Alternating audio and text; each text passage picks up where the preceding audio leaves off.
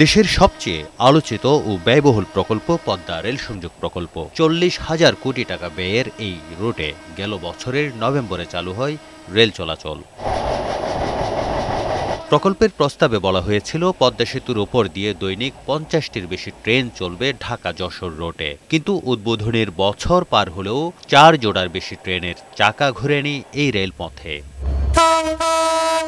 প্রকল্পের শুরুতে বলা হয়েছিল বছরে 1,400 কোটি টাকা আয় হবে এই পথে, কিন্তু হিসাব কষে দেখা গেল উল্টো চিত্র। বছরে লাভ তো দূরে থাক, এই রুটে উল্টো 12 কোটি টাকার বেশি লোকসান গুনতে হয়েছে রেলওয়েকে। এই পথে প্রতিটি ট্রেনে মাসে জ্বালানি খরচই হয় 90 লাখ টাকা। মধুমতি এক্সপ্রেসে গেল আগস্ট মাসে আয় হয় মাত্র 58 লাখ টাকা। 32 লাখ টাকা লোকসান দেয় ট্রেনটি। একই মাসে মাত্র 40 লাখ টাকা আয় করে সুন্দরবন এক্সপ্রেস। ট্রেনটি লোকসান দেয় দ্বিগুণেরও বেশি। এভাবেই লোকসানের পাল্লা ভারী করছে পদ্মা রেল সংযোগ প্রকল্প।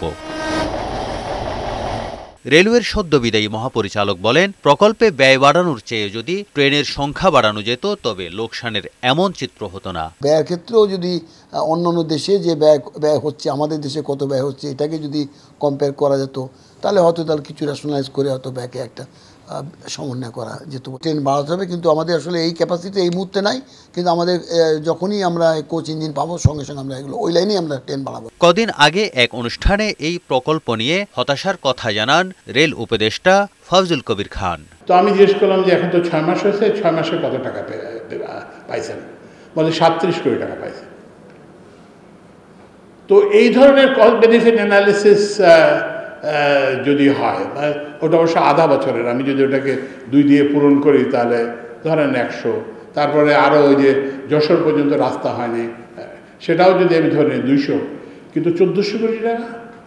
তো ওই জন্য এগুলোর মূল কারণ হচ্ছে যে আমরা সরকারকে কোনো আমানতদারি প্রতিষ্ঠান হিসেবে মনে করি নেই। ওই যে যেটা বলা হলো যে আগে ঠিকাদার ঠিক করে তারপরে প্রকল্প প্রণয়ন করা এবং প্রকল্পের টেন্ডার করা, এটাই ছিল রীতি। তবে প্রকল্পটির ত্রুটি অনিয়ম খতিয়ে দেখা হচ্ছে বলে জানায় কর্তৃপক্ষ। তারেক শিকদার, বৈশাখী সংবাদ, ঢাকা।